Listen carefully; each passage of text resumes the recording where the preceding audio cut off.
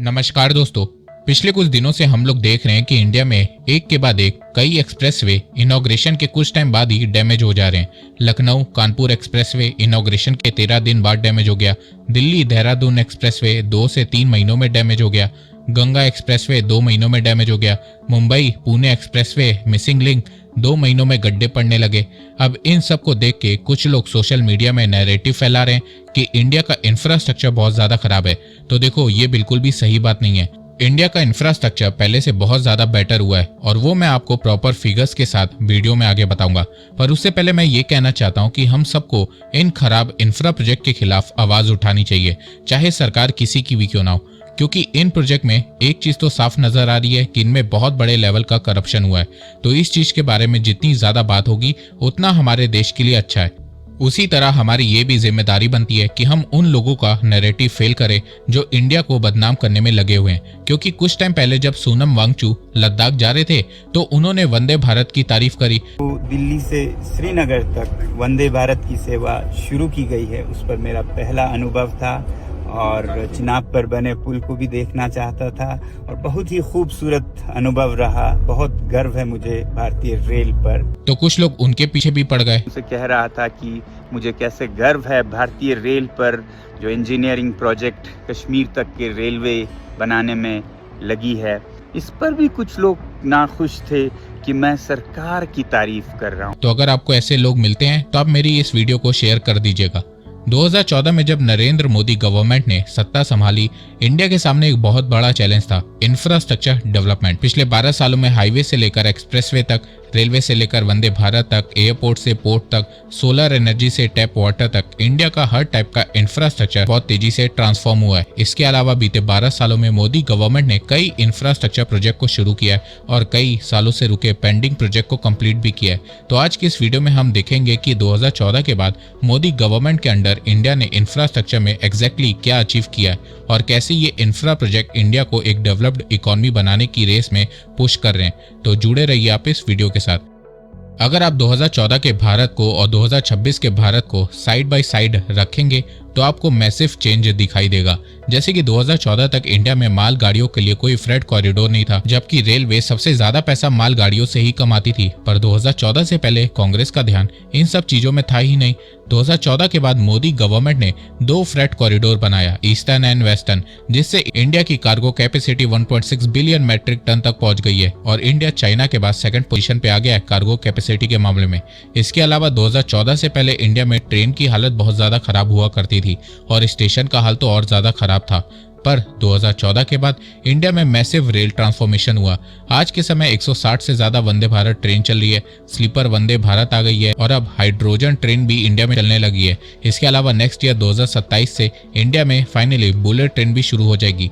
इसके अलावा कई रेलवे स्टेशन को रीडेवलप किया जा रहा है, जिससे अब इंडिया के रेलवे स्टेशन एयरपोर्ट जैसे दिखने लगे। और सबसे अच्छी बात यह है कि रेलवे स्टेशन में साफ सफाई भी बहुत रहती है।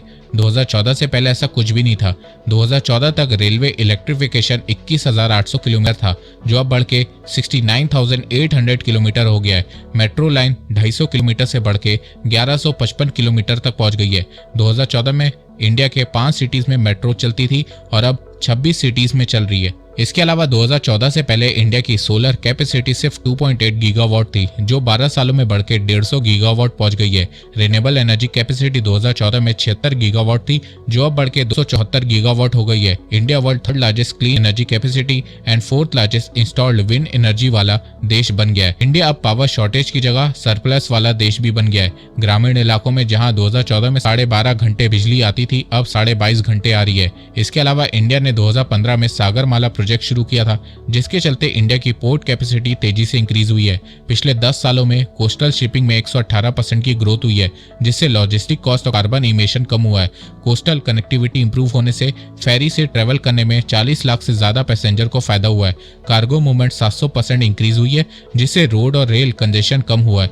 वर्ल्ड के टॉप 100 पोर्ट में इंडिया के 9 पोर्ट शामिल हो गए हैं, जिसमें से Vizag port top 20 container port में शामिल हुआ है। इसके अलावा इंडियन पोर्ट की एफिशिएंसी भी बढ़ रही है, जहां 2013-14 में भारत के पोर्ट का टर्न अराउंड टाइम 93.59 आवर्स था, जो अब कम होकर 48.65 आवर्स हो गया है। पोर्ट टर्न अराउंड टाइम का मतलब ये होता है कि पोर्ट में जो शिप आती है वो कितने टाइम में सारे माल को अनलोड करती है और नए माल को लोड करती है। जिस देश का पोर्ट टर्न अराउंड टाइम जितना कम होता है, उस देश का ट्रेड उतना तेजी से बढ़ता है। इसके अलावा inland waterways cargo 29 million metric ton से बढ़ के 12 सालों में 218 मिलियन मैट्रिक टन तक पहुंच गया है।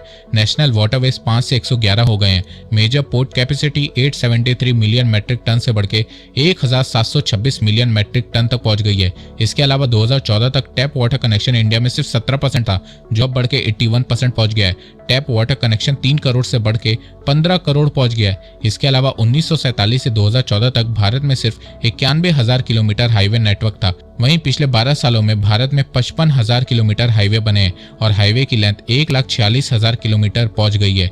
2014 से पहले इंडिया का लॉजिस्टिक सिस्टम काफी स्लो था। एक ट्रक को दिल्ली से मुंबई पहुंचने में 2 से 4 दिन लगते थे। रोड क्वालिटी अनइवन थी। स्टेट हाईवे और नेशनल हाईवे के बीच कोऑर्डिनेशन वीक था।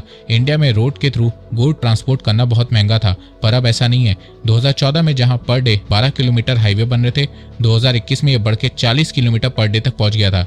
एक्सप्रेसवे की लेंथ 1000 किलोमीटर से बढ़ के पिछले 12 सालों में 6900 किलोमीटर पहुंच गई है। इसके अलावा 2014 तक इंडिया में सिर्फ 74 एयरपोर्ट थे, जो अब बढ़ के 164 हो गए हैं। गैस पाइपलाइन नेटवर्क 15,000 किलोमीटर से बढ़ के 26,000 किलोमीटर तक पहुंच गया है। तो देखा जाए आज के समय इंडिया का 60 से 70% मॉडर्न इंफ्रास्ट्रक्चर बीजेपी के 12 सालों में बना है। अब आप में से कुछ लोग बोलेंगे कि इससे देश को क्या फायदा हुआ है, तो चलो ये भी बता देता हूँ। जब देश में इंफ्रास्ट्रक्चर स्ट्रांग होता है तो मैन्युफैक्चरिंग बढ़ने लगती है। 2014 तक देश में 2 मोबाइल फोन मैन्युफैक्चरिंग यूनिट थी, जो अब 300 से ज्यादा हो गई है, जिससे इंडिया 2 लाख करोड़ रुपए का स्मार्टफोन एक साल में एक्सपोर्ट कर रहा है। 2014 से पहले ऐसा कुछ भी नहीं हो रहा था।